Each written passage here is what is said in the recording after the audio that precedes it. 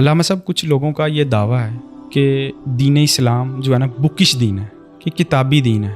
کوئی بھی قرآن پاک کو لے کے بیٹھ جائے، خود پڑھے تو وہ صراط مستقیم پہ قائم ہو جائے گا اور وہ سیدھا راستہ پا لے گا. اب کچھ لوگوں کا یہ دعویٰ ہے، کیا واقعی یہ دعویٰ حقیقت ہے یا اس کے برعکس کچھ اور بھی ہے؟ آپ اس کے اوپر کیا رہنمائی فرماتے ہیں؟ بسم اللہ الرحمن الرحیم.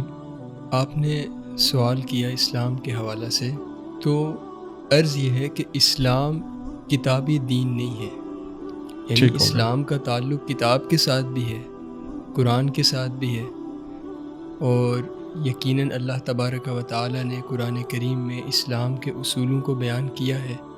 لیکن اسلام کا تعلق قرآن کے ساتھ ساتھ صاحب قرآن کے ساتھ بھی ہے.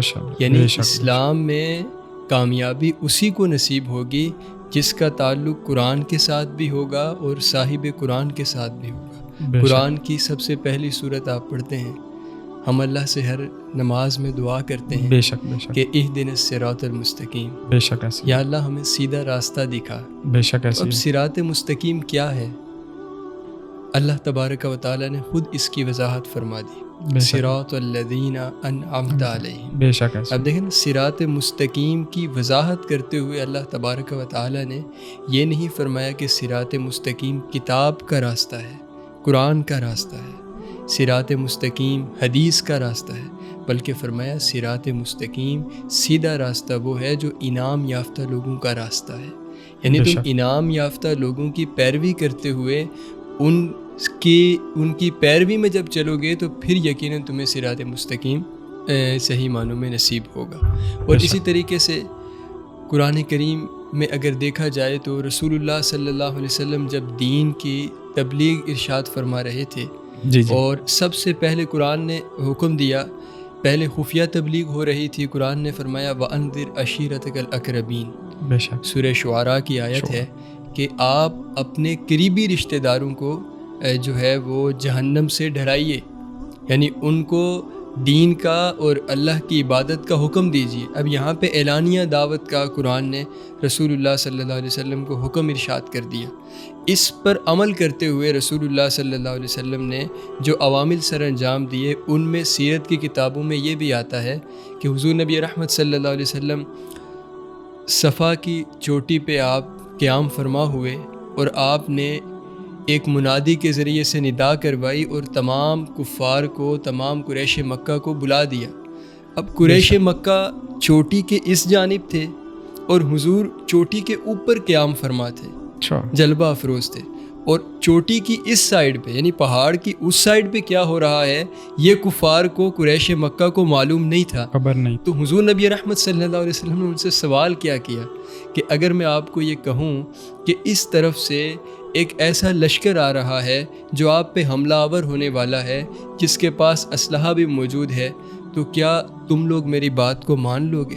وہ تو نہیں دیکھ رہے تھے، حضور پہاڑ کی چوٹی پر تھے، حضور نبی رحمت صلی اللہ علیہ وسلم کے سامنے دونوں سائیڈیں واضح تھی، وہ تو پہاڑ کی اس جانب دوسری طرف تھی. تو انہوں نے یہ عرض کی کہ یا رسول اللہ صلی اللہ علیہ وسلم، آپ یعنی حضور کے لیے فرمایا کہ اے محمد، ہم نے 40 سال آپ کے ساتھ گزارے ہیں اور آپ نے اپنی زندگی میں کبھی جھوٹ نہیں بولا، کبھی بددیانتی نہیں کی، ہم تو آپ کو صادق اور امین کے لقب سے جانتے ہیں.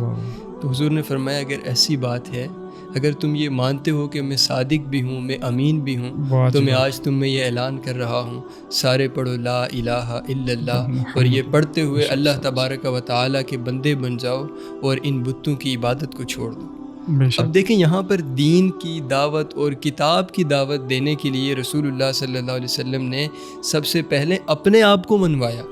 جب اپنا آپ منوایا تو اپنے آپ کو منوانے کے بعد پھر حضور نے دین کی دعوت دی. بے شک. تو اسی طریقے سے ہم احادیث کا مطالعہ کریں تو احادیث میں بھی یہ آتا ہے کہ جیسے کہ حدیث مبارکہ مشکات شریف کی ہے، رسول اللہ صلی اللہ علیہ وسلم نے فرمایا کہ انما الانبیاء لم یورثوا دینارا ولا درہما ولکن ورثوا العلم، کہ جو انبیاء ہوتے ہیں وہ نہ تو وراثت میں دینار چھوڑتے ہیں اور نہ ہی درہم چھوڑتے ہیں، وہ وراثت میں علم چھوڑتے ہیں.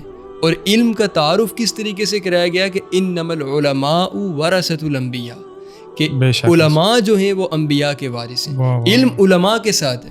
اسی طرح بخاری شریف کی حدیث مبارکہ ہے، رسول اللہ صلی اللہ علیہ وسلم نے ارشاد فرمایا ان اللہ لا یقبض العلم انتزاعا ینتزعه بقبض العلماء، فرمایا اللہ تبارک و تعالی علم کو اٹھا لے گا۔ حضور نے یہ بات کی تو صحابہ کے دل میں یہ بات آئی کہ علم کیسے اٹھے گا؟ قرآن اٹھ جائے گا، حدیث کی کتابیں اٹھ جائیں گی، علم کیسے اٹھے گا؟ تو حضور نے فرمایا ایسا نہیں ہے کہ قرآن موجود ہوگا، حدیث موجود ہوگی، علم ایسے اٹھ جائے گا کہ علم کو سکھانے والے دنیا سے رخصت ہونے لگیں گے، بل بقبض العلماء، علم کو علماء کے اٹھنے کے ذریعے سے اٹھا لیا جائے گا۔ تو حضور نے فرمایا پھر ہوگا کیا؟ اتخذ الناس رؤوسا جہالا، لوگ جاہلوں کو اپنا سردار بنا لیں گے، افتوا بغیر علم، وہ بغیر علم کے فتویٰ دیں گے، دلوا وأضلوا، وہ خود بھی گمراہ ہوں گے، دوسروں کو بھی گمراہ کریں گے۔ اللہ اکبر۔ اب یہ حدیث مبارکہ بھی ہمارے سامنے یہ بات واضح کرتی ہے کہ علم جو ہے اس کا تعلق علماء کے ساتھ ہے، اور علم وہی ویلڈ ہے، اور علم وہی وہی قابل قبول ہے کہ جو علم ہم علماء سے حاصل کریں گے۔ بے شک۔ دیکھیں نا، سیدنا صدیق اکبر رضی اللہ تعالیٰ عنہ تھے، اور آپ کے مقابلے میں ابو جہل بھی تھا۔ اللہ اکبر۔ عربی تو ابو جہل کو بھی آتی تھی، قرآن عربی میں ہے تو قرآن ابو جہل کو بھی آتا تھا، قرآن کا ترجمہ بھی آتا تھا، بے شک۔ لیکن سیدنا صدیق اکبر کو بھی عربی آتی تھی، بے شک۔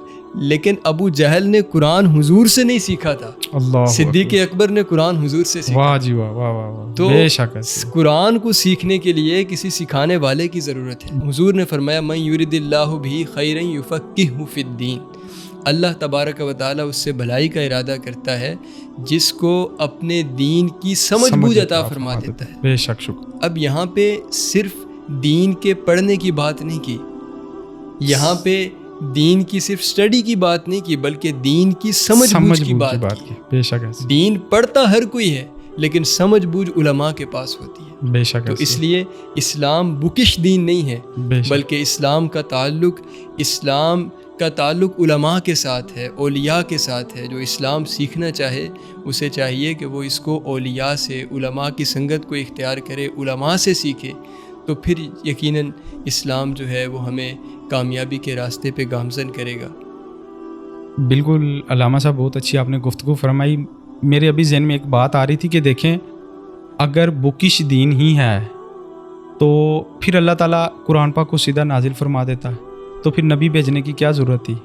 بالکل ایسے ہی نبی بھیجے تو ان کے اوپر قرآن نازل فرمائیں، تو اللہ تعالیٰ سیدھا بھی تو قرآن پاک نازل فرما دیتا، کہتے بس ٹھیک ہے یہ قرآن آ گیا، اس کو پڑھیں اور ہدایت پا لیں۔ ایسا ہی ہے۔ تو جیسے آپ نے فرمایا کہ پہلے نبیوں کو بھیجا، ان کو لوگوں نے مانا، پھر آپ نے دعوت اسلام دی، پھر آپ نے دعوت اسلام دی، پھر دعوت اسلام قرآن بھیجا تو قرآن کو سمجھانے والا بھی ساتھ بھیجا، سمجھانے والا بھی بھیجا۔ بالکل ایسے صرف قرآن سے بات نہیں بنتی، اس کا مطلب یہ ہے کہ صرف قرآن سے بات نہیں بنے گی، قرآن سمجھنے کے لیے قرآن کو سمجھانے والے سے تعلق کا پختہ ہونا ضروری ہے۔ بے شک ایسی ہے، بے شک بے شک۔